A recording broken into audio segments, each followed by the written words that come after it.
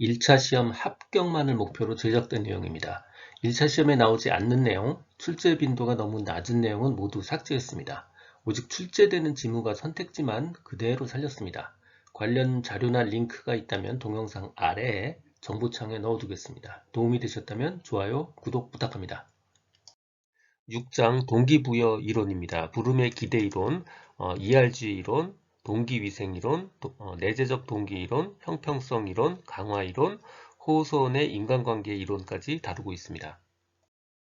부름의 기대 이론입니다. 부름의 기대 이론은요, 결과가 성공하면 우리가 얻을 수 있는 그 가치요, 그 가치와 성공 확률, 즉 기대값이죠. 이 두 개를 곱한 것이 곧 동기의 강도가 된다, 동기의 세기가 된다라는 내용입니다. 즉, 성과에 대한 기대값과 그 성공 확률을 이해하면 이 사람이 왜 진로 의사 결정을 했는지를 알 수 있다라는 내용이에요. 즉, 진로 의사 결정에 관한 이론입니다. 부름의 기대 이론은 진로 의사 결정에 관한 이론이에요. 자, 첫 번째, 직무에서 열심히 일하면 긍정적 유인가가 높은 성과들을 얻을 수 있는 확률이 높아진다. 자, 열심히 일하면요, 기대값, 즉 성공 확률이요. 성공 확률이 20%에서 50%로 높아진다. 그러면 당연히 동기 강도가 높아지게 되죠.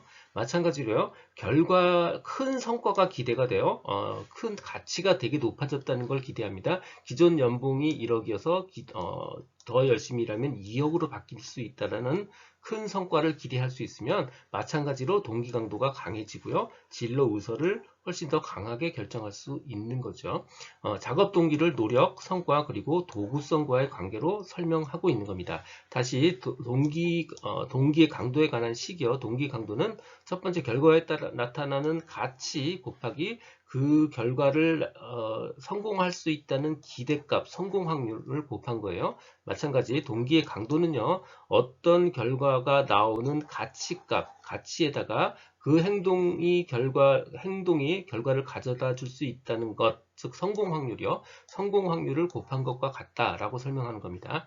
기대값이란 결국 목표를 통해서 노력을 통해서 목표를 설치할 수 있다고 믿는 주관적인 확률이에요. 그러니까 요거 내가 요 정도 노력하면 요 정도 노력을 하면 30% 정도 성공할 수 있을 것 같아. 이게 바로 기대값입니다. 즉 이 기대값이 높아지면 당연히 동기 강도도 커지게 됩니다.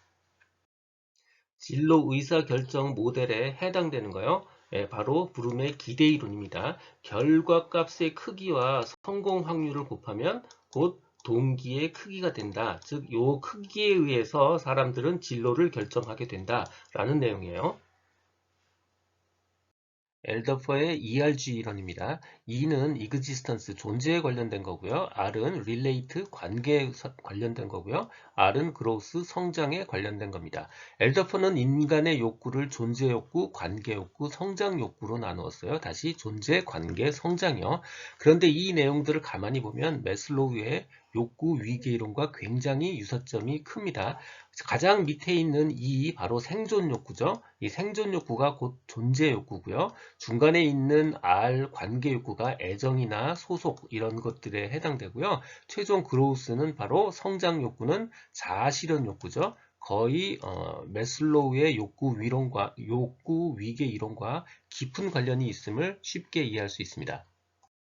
허즈버그의 이 요인 이론입니다. 동기위생 이론이라고도 불리우고 있어요. 이 요인, 두 개의 요인에는 동기 요인이 있고요. 위생 요인 이렇게 두 가지가 있습니다. 동기 요인은 만족 요인이고요. 위생 요인은 불만족 요인이에요. 자, 예를 들어서 도자기를 굽는 거에 대해서 소명의식을 가지고 있는 도공이 있다. 그 도공한테는요. 그 일 자체가, 직무 그 자체가 바로 동기 요인입니다. 그래서 이 요인 이론에서 동기 요인 혹은 만족 요인은요, 직무 그 자체예요. 일 그 자체가 곧 동기고, 직무 그 자체가 만족 요인입니다. 자, 위생 요인은요, 불만족 요인이에요. 예를 들어서 도공이 일하는 그 장소가 너무 위험해요. 혹은 먼지가 많고, 여름에는 덥고, 겨울엔 너무 추워요. 곧, 그런 위생 요인, 이런 위생 요인이나 불만족 요인은 불만족을 일으키죠. 하지만 그게 사라졌다고 해서 만족감이 발생하진 않습니다. 그냥 불만족만 일으키는 거고 불만족만 사라지는 거예요. 즉 위생 요인은 불만족을 가져오고 만족감을 산출한다. 만족감을 산출할 수 없습니다. 위생 요인, 불만족 요인은 만족감을 산출할 수 없습니다. 크게 기억해야 될 것 딱 두 가지입니다. 위생 요인, 불만족 요인은 만족감을 만들어내지 못한다. 두 번째, 동기 요인은 직무 그 자체다. 이 두 가지를 꼭 기억하셔야 됩니다. 내재적 동기이론입니다. 금전적 보상, 외적 보상이 근로자들이 원래 가지고 있었던 내재적 동기를 약화시킬 수도 있다라는 내용입니다. 예를 들어서 높은 수준의 소명의식을 가지고 있는 도공이 그 도자기를 하나 만들 때마다 돈으로 가격을 쳐서 계속 보상을 하면 결국은 그 돈에 종속이 돼서 자기가 원래 가지고 있었던 높은 소명의식을 잃을 수도 있는 거죠. 바로 이런 경우를 설명하고 있는 겁니다. 아담스의 형평성 이론입니다. 한마디로 불공평한 건 못 참겠다는 거예요. 불공평함을 느끼려면 당연히 먼저 어떤 집단이 존재해야 돼요. 혼자서는 있을 수 없어요.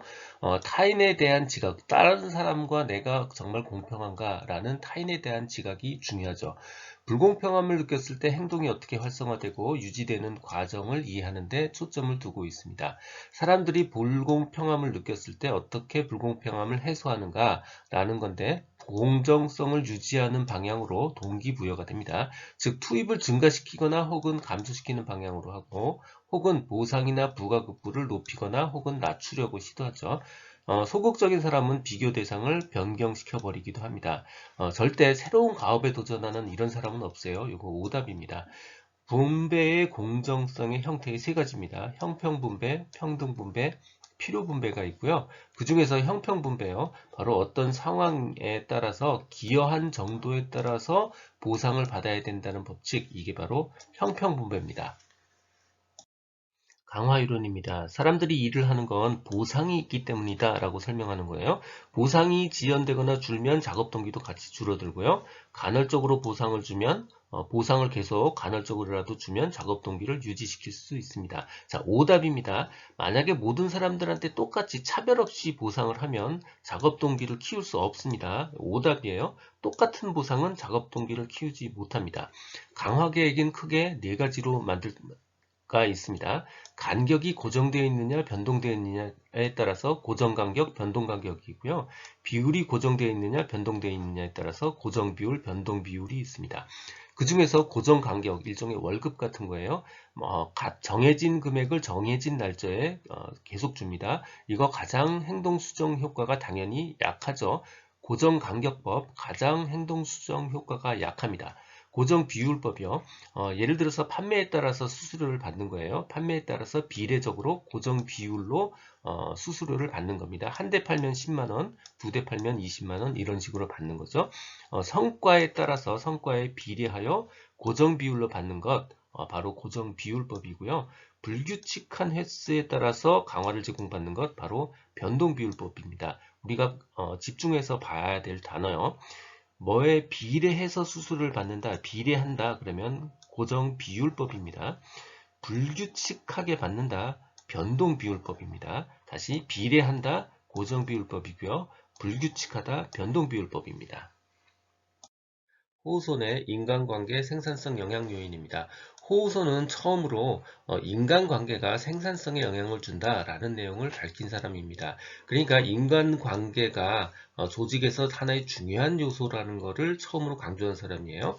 개인과 집단의 사회적인 요소, 심리적인 요소가 성과에 영향을 미친다는 사실을 인식한 거고요. 인간적, 사회적 환경이 생산 능률에 의해서 생산 능률이 달라지고요. 비공식 조직이 조직 성과에 영향을 미치고요. 작업 장면의 사회적 환경, 조직 성원 간의 사회적 심리적 욕구 혹은 비공식 집단이 생산성에 영향을 미친다라고 이야기를 한 겁니다. 그러니까 결과적으로 기존의 이야기들 작업의 과학과 객관화, 분업화의 중요성을 강조했다. 호손 이야기가 아닙니다. 오답이고요. 생산성은 작업장의 환경, 규모, 개인의 능력이 가장 중요한 영향 요인이다. 이거 역시 호우선의 이야기가 아닙니다. 오답에 해당됩니다. 호우선의 연구에 관한 설명으로 틀린 거요. 호우소는 처음으로 인간과 인간 관계가 생산에서 굉장히 중요한 요소라는 사실을 밝혀낸 거예요. 그러니까 기존에 말하는 흔히 말하는 그런 내용들 무슨 생산의 과학화, 객관화, 분업화에 대해서는 전혀 이야기하지 않았습니다. 틀린 거 바로 정답 4번입니다. 지금 듣고 계신 강의는 직업상담사 2급 초단기 합격 비법의 핵심 내용 파트입니다. 전자책 버전으로 출판되어 있어서 교보문고, 예스24 등에서 구할 수 있습니다. 전자책이 불편하신 분들, 인쇄 가능한 버전이나 제약 없는 PDF 버전이 필요하신 분들은 제 블로그 공지글에서 구할 수 있습니다. 동영상 아래에 정보창에 링크를 넣어드렸습니다. 이 내용은 블로그와 전자책에 동일하게 그대로 있습니다. 도움이 되셨다면 좋아요, 구독 부탁드립니다. 지금까지 라디캠지기 꾸벅이 박종규였습니다. 감사합니다.